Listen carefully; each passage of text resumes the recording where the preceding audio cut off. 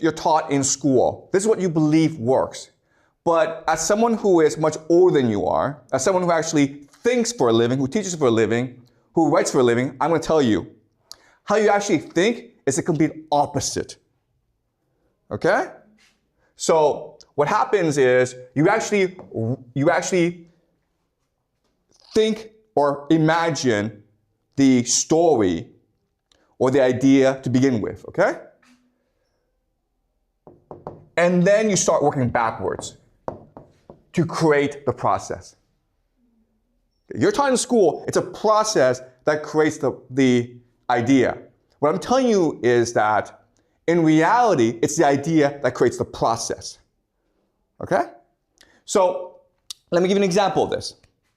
If you look at every major scientific discovery, it all came to the person in a dream or when he was, or it sort of popped into that person's head. Okay? It's just think of a light bulb popping up, okay? So an example is Albert Einstein.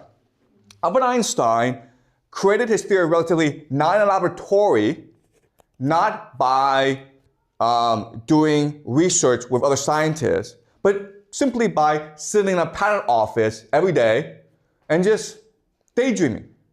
And then, boom, the idea came to his head. He's like, okay, now I have this idea. Now what he's going to do is go back and look for the evidence to support his idea.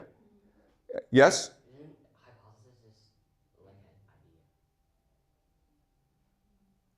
Okay.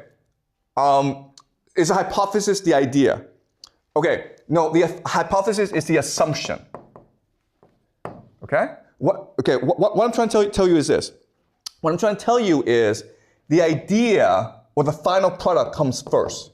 Then you go backwards. Okay? And you create the draft.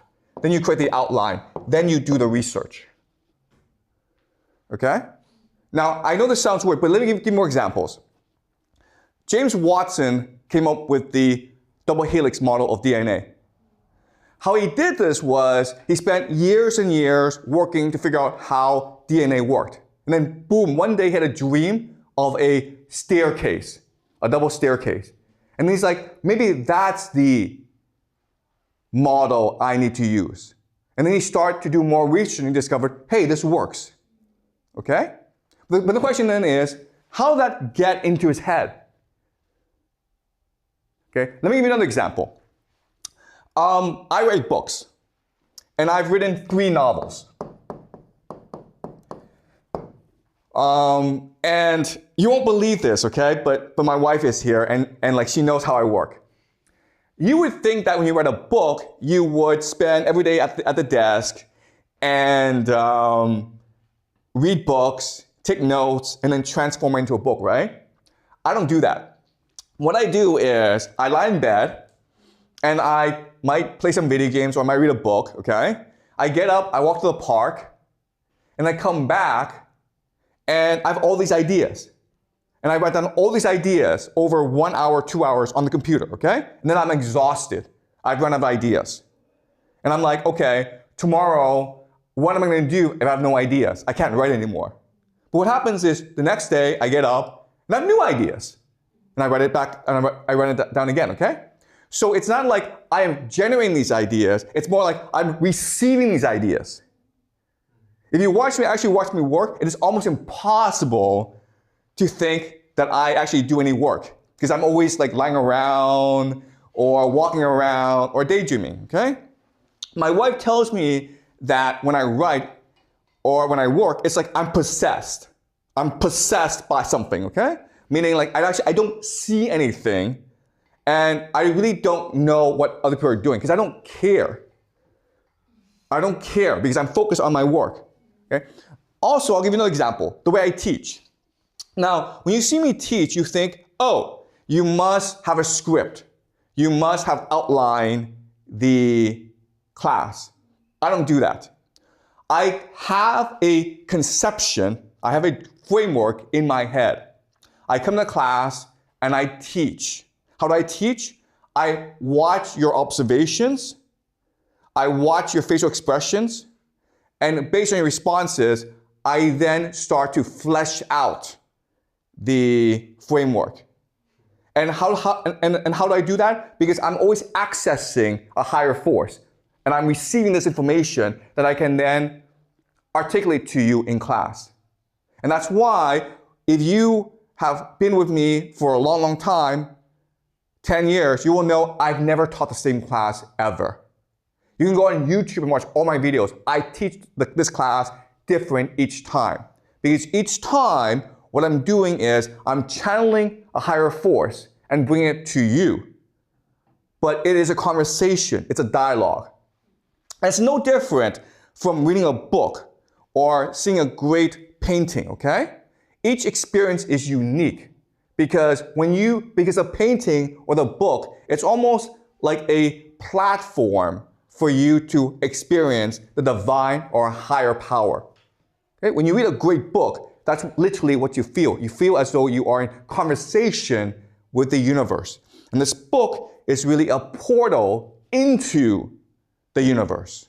Okay? If you read a great book, I'm not sure if you had read a great book. Okay?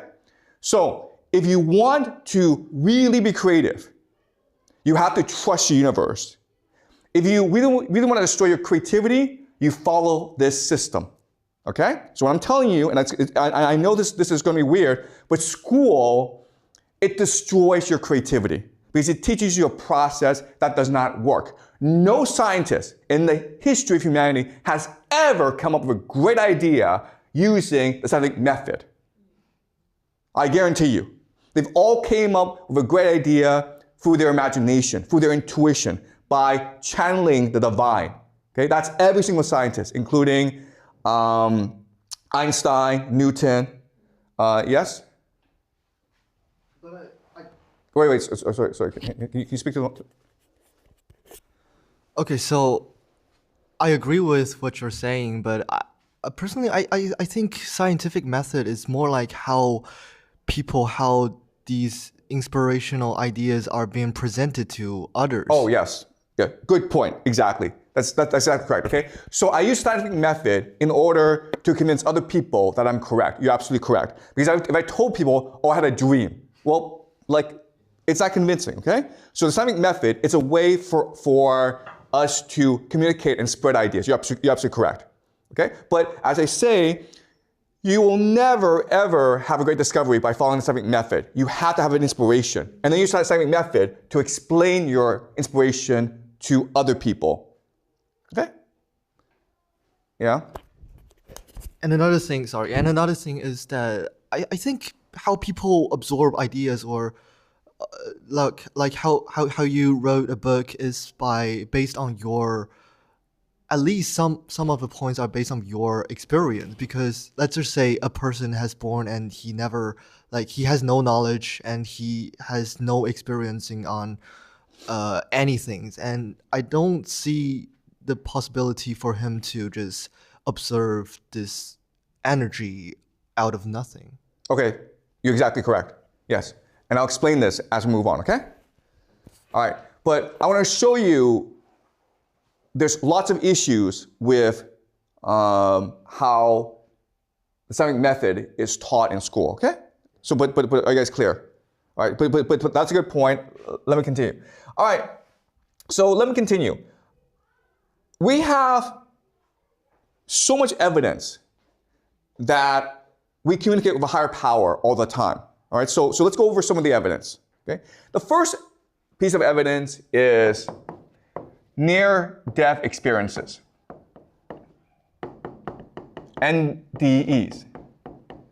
Near-death experiences are when you almost die, okay? Or you're dead for like 10 seconds or 10 minutes, who knows?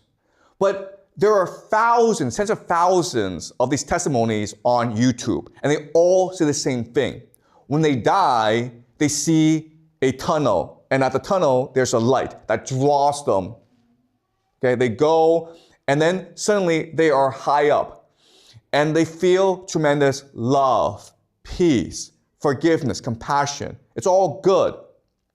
And then they submit to a life review. They have a chance to reflect on their entire life. They can see all the pain they caused. They can see all the good they've done in the world. And then they're asked by a higher force, and it's like God or an angel, but like there are different interpretations, okay? Do you want to go back? And they always say, yes, I need to go back. Why? Because I need to tell people about my experience. And they come back extremely changed people. And again, these are people who don't know each other. And maybe before they were atheists or just scientists. But once they have these experiences, it changes them forever, okay?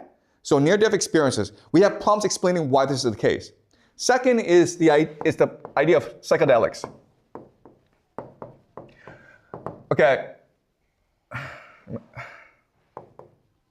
Okay, psychedelics. So throughout human history, every culture has used psychedelics because psychedelics were a way for shamans or priests to access the divine. And what's really interesting is when you use a certain type of psychedelic, you end up seeing the same images regardless of who you are. Okay? And that's why civilizations throughout human history, what's amazing is if you go back to the ancient past and you look at different civilizations in different parts of the world, they have very similar statues and paintings, okay? So what's a very common motif is the idea of the cosmic serpent. For whatever reason, every early civilization has worshipped a serpent, or the serpent is a very important part of their culture. And it's possible that when they're on psychedelics and they're meditating, they see a serpent talking to them. And they see that as the serpent of life, okay? And also, what's really interesting is the serpent, it looks like the DNA, right? Okay, so that's really, really interesting. Okay? Meditation. When people meditate, when you go up to a higher dimension, you end up having the same experience as psychedelics and near-death experiences. Also, great books. I myself have never done psychedelics. I obviously can't go back in the past and study these civilizations. I never had a near-death experiences, but I've read Dante, I've read Milton, I've read Homer, I've studied them very, very closely. And what's amazing to me is they say the same things. When Dante, in his Divine Comedy, when he describes the universe, when he describes God, when he describes the heavens, it's almost as though he's describing a near-death experience. Even though we have absolutely no evidence that Dante himself had near-death experiences. Okay? So this is shocking. Okay, so there's a lot of evidence that there's a higher force beyond us. So the spirit world does exist. Again, I can't prove it exists, but there's a lot of evidence to suggest it does exist. Okay? So now the question then is, if our current model of reality doesn't really work, what is another possibility? Okay? And in this class, I'm not trying to tell you what is true, but I'm just trying to present to you new possibilities. So what I'm going to do now is I will present to you a new possibility of how reality is structured. Okay? All right. So to begin, let's talk about Kant. Immanuel Kant was the greatest philosopher who ever lived.